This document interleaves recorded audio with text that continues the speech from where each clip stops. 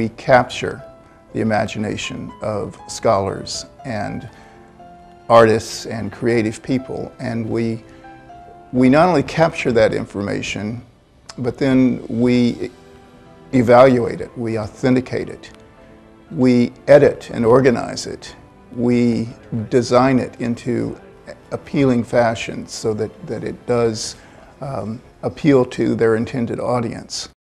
Hi, Ruben Olage here with Dimensions. At the Texas A&M University Press, publishing is an occupation that elevates humanity. From natural history to nautical archaeology and a dozen subjects in between, the A&M Press strives for perfection in publishing. This is how they do it. This is where the process starts. See the list for spring 2010 as it's currently constituted. 28 total titles, 4 of which are new in paper. The A&M University Press is one of 100 university presses in the nation. It produces 65 titles per year.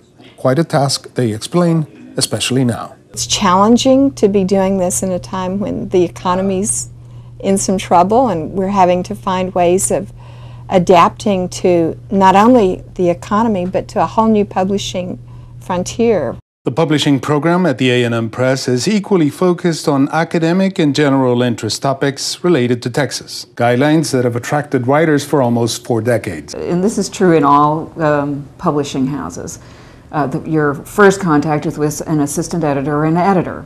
You float your idea or your manuscript by her or him, and depending on the publishing program that editor is working in, it's either of interest or not. To find a manuscript interesting, editors here ask a simple question: so what?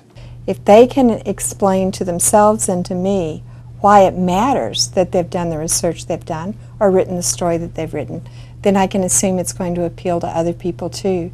But a lot of times you can just get interested in something and want to know it, but it really doesn't matter in the long run. So the so what question is a really crucial one. Jesse Conselmo, author of the book Texas Coral Reefs, offers his account. I submitted a proposal for the book, and I got a very nice, polite rejection. Conselmo's first draft needed a tighter regional focus to fit a better marketing strategy. So I went back, I took my proposal, I changed the title of the book to Texas Coral Reefs, and made a few tweaks, sent it into A&M Press, bingo, got the green light. The green light was only the beginning of a process which took years. And it's in the execution that we find out whether the author is tenacious enough, good enough, passionate enough, dedicated enough to actually carry through with the ideas that we hear every day. Publishing a book is both labor and time intensive. Consider, for example, researching the sociological aspect of John Staub's architecture. That's how author Stephen Fox got a contract.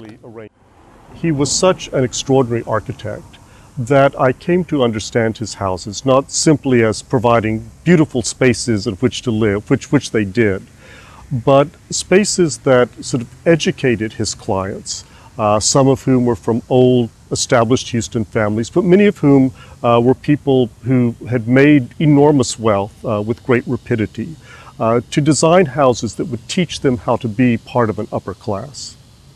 The upper hand, at least in book publishing, is largely attributed to what they call the reader, an expert in the subject matter of the book being published. One of the things that I did as a reader, and which readers are intended to do in the process of publication, is to say, where someone's sort of getting off track, your job is to draw attention to that so that the editors can say, oh, I see what this person is saying here.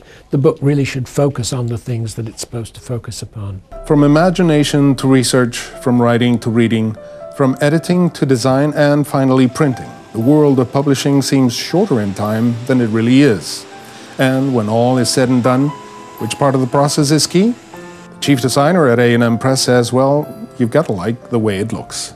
Whenever people ask me what I do, and I tell them I'm a book designer, that if I do my job right, nobody knows it's being done, but if it's done wrong, then people, definitely notice it because you can't read. If the lines are too long, you can't read it, or if the lines are too close together. Those are the kinds of things that really jump out at you if the book designer doesn't do their job right. The job at Texas A&M University Press is about people and their imagination. Meeting after meeting, book after book. The issue is enrichment in knowledge and how to achieve it through books. There's just such a range of things that we do. And in the process, gaining access to the people who have that level of creativity and knowledge and helping them to make it available to others. That's a privilege and a pleasure. For Dimensions, I'm Ruben Olagi.